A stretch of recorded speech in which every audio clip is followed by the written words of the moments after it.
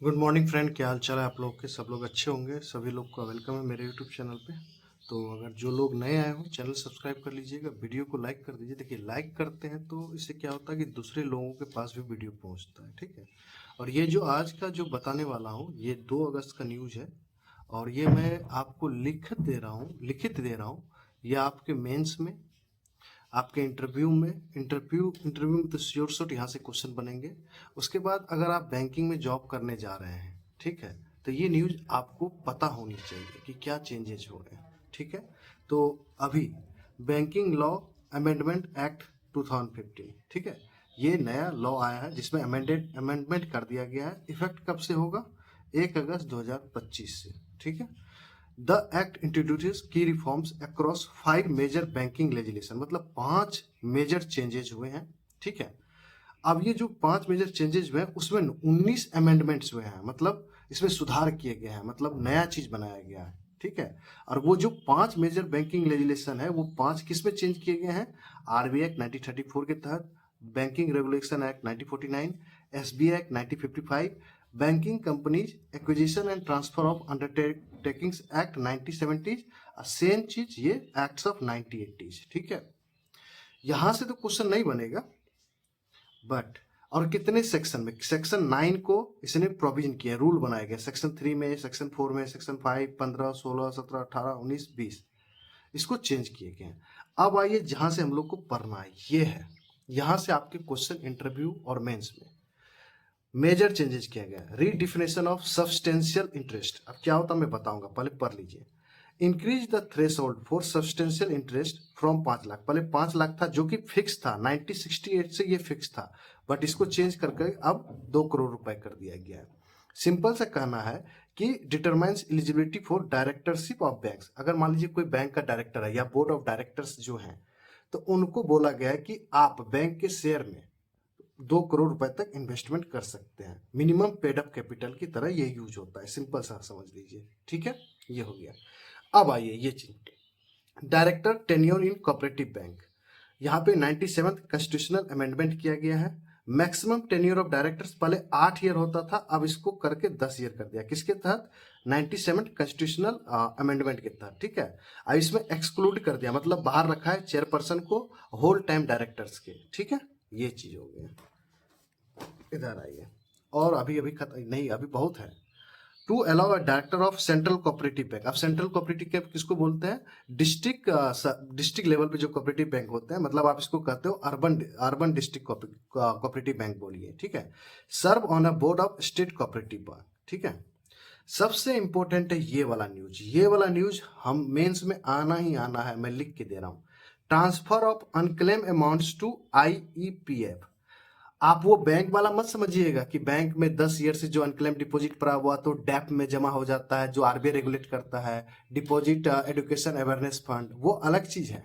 But ये भी unclaimed है, बट समझिएगा पब्लिक सेक्टर बैंक, यहाँ पे लिखा हुआ है पीएसबी, और कोई बैंक नहीं, प्राइवेट नहीं, public sector banks are now allowed to transfer unclaimed shares, unclaimed interest.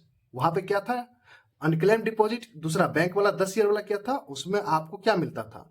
Simple सा कि अगर आपने मान लीजिए बैंक में अकाउंट खुलवाया है और उसको 10 साल से आपने कोई छेड़छाड़ नहीं किया, उसमें पैसे पड़े हुए, तो वो अनक्लेम डिपॉजिट आता था, वो डैफ में चला जाता था। बट यहाँ पे क्या कर रहा है? Unclaimed shares, unclaim interest, unclaim bond redemption amounts, जो 7 साल से आप इसको यूज नहीं कर रहे हो। आप मान लीजिए कि मान लो कि कोई किसी बॉन्ड में आपने निवेश किया, 10 साल के लिए मैच्योरिटी हो गया, उसके बाद आप 7 साल तक उसको छेड़छाड़ तक नहीं किए हो, कुछ नहीं किए हो, तो वही बोला कि ये पैसा कहाँ चला जाएगा? इन्वेस्टर एजुकेशन प्रोटेक्शन फंड में, आईईपीएफ में चला जाएगा। ये इसके फुल फॉर्म याद रखिएगा। और ये 7 ईयर्स, कितने साल के लिए, ठीक है। ये जो आईपीएफ है किसके अंडर वर्क करती है? आरबीआई के अंतर्गत वर्क करती है, ठीक है। ध्यान रखिएगा, ये सब चीज छोटी छोटी पॉइंट है जो मैं बता रहा हूँ। देखो, मैं आप लोगों को कितना भी बता दूं ना, मगर मेरे वीडियो को वो प्यार नहीं मिलने वाला, ये मुझे समझ में आ गया है, ठीक है।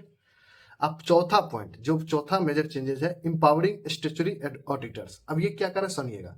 द बिल, वही अमेंडमेंट बिल इंपावर्स कर रहा है कि बैंक्स डिसाइड करेगा रिम्यूनरेशन ऑफ देयर ऑडिटर्स। अब बैंक में ऑडिटर्स होते होंगे, जो ऑडिट करते होंगे। पहले ये काम था आरबीआई का, बट ये जो नया अमेंडमेंट्स आया है इसमें अब बैंक्स को पावर दे दिया है कि आप जो सैलरी दोगे ऑडिटर को वो आप बैंक देगा, आरबीआई नहीं देगा। ठीक है मेरे भाई, ये वेरी वेरी इंपॉर्टेंट है। ये भी मेंस में इंटरव्यू का क्वेश्चन है। रिपोर्टिंग एंड रेगुलेटरी चेंजेस, अब इससे बैंक में और प्रेशर बढ़ेगा। जो ये लोग बोल रहे हैं कि काम करना, ये अब आपको मजा आ रहेगा। द एक्ट, वही अमेंडमेंट एक्ट रिवाइज कर दिया है reporting timelines for banks to the RBI, जो बैंक आरबीआई को रिपोर्ट करती है। आरबीआई 1934 बोल रहा है revises the definition of Fortnite.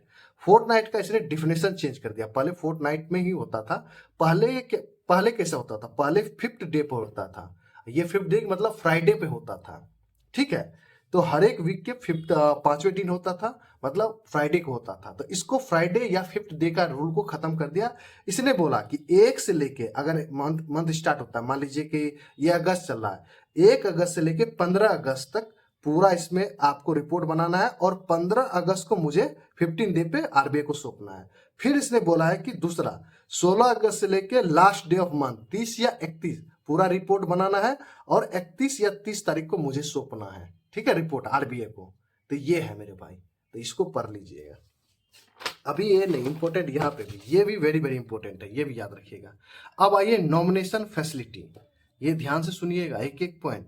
Account holders, मतलब जो आप बैंक अकाउंट खुलवाते हैं, तो पर्पज क्या है कि अप टू 4 नॉमिनी होना चाहिए विथ इधर सक्सेसिव या साइमल्टेनियस। सक्सेसिव मतलब कि 4 नॉमिनी तो आप करना ही करना है। मतलब अकाउंट खोल रहे हो तो 4 नॉमिनी होगा, तो मान लो कि आप सबसे ऊपर में मम्मी जी का नाम दे दिए, फिर अपने पिताजी का नाम दे दिए, फिर अपने भाई का नाम दे दिए, फिर अपने किसी और का नाम रख दिए, तो ये सक्सेसिव हो गया। साइमल्टेनियस हो गया कि एक साथ रख सकते हो चारों का नाम। ठीक है, ये फॉर सेफ्टी। लोकर के लिए क्या रखा गया, इसमें भी 4 नॉमिनी है, बट इसको रखा गया है ओनली सक्सेसिव नॉमिनेशन में। मतलब सक्सेसिव, पहले पापा फिर भाई फिर माता, आप जैसे रख सकते हैं, एक साथ नहीं रख सकते हैं। ये पॉइंट ध्यान दीजिएगा, only successive nomination for safety locker, but इसमें भी आपको 4 नॉमिनी रखे पड़े।